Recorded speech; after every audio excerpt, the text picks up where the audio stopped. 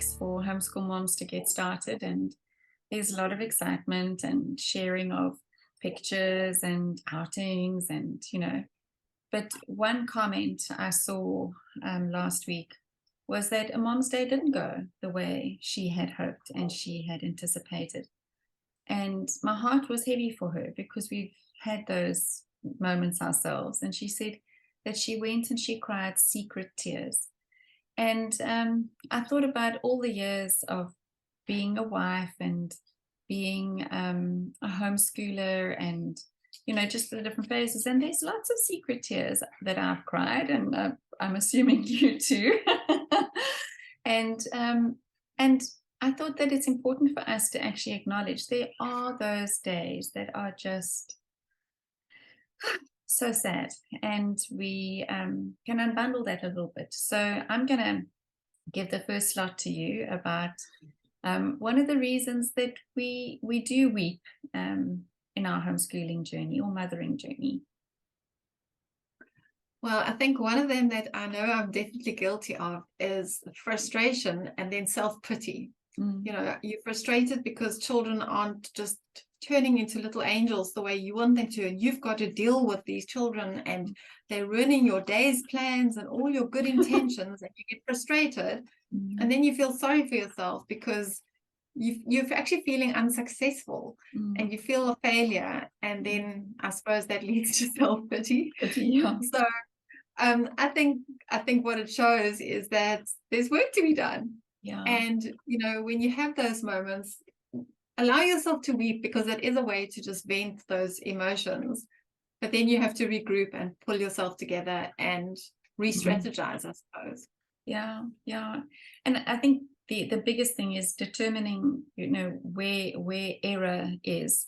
Is it in expectations? Is it in self-pity? Or is it just simply that we are seeing our children's untrained natures and characters, and then to have a mind shift and say, well, okay, I've had my cry.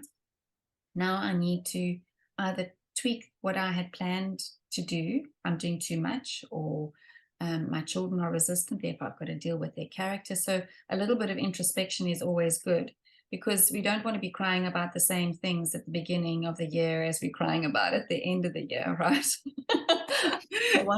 We want both ourselves and our children to have grown in character and maturity, but it's a process. I don't think that whether in your teen years and you've got a rebellious child, or you're going through a really tough patch in your marriage, or whatever, it's part of it is grieving and understanding that things don't always look rosy.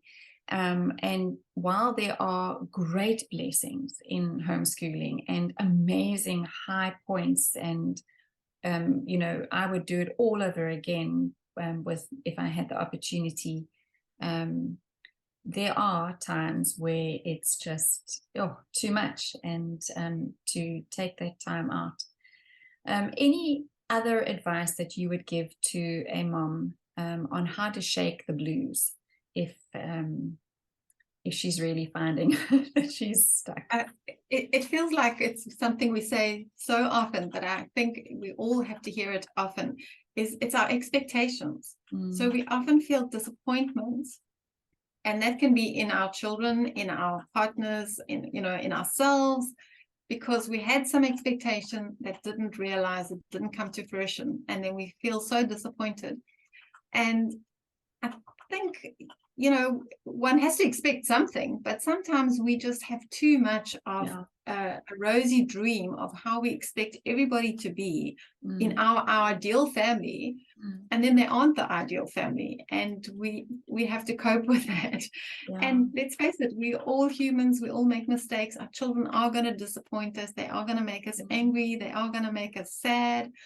That it's just part of being a human. But I think, like you say, when you're feeling down, you've got to have some other strategy. Something I read recently that I just thought was encouraging is that when we have these negative emotions, we shouldn't just give up. It's actually just a sign that we need to rest, possibly, because sometimes we're doing too much, or that we just, like you said, need to refocus and make a different plan.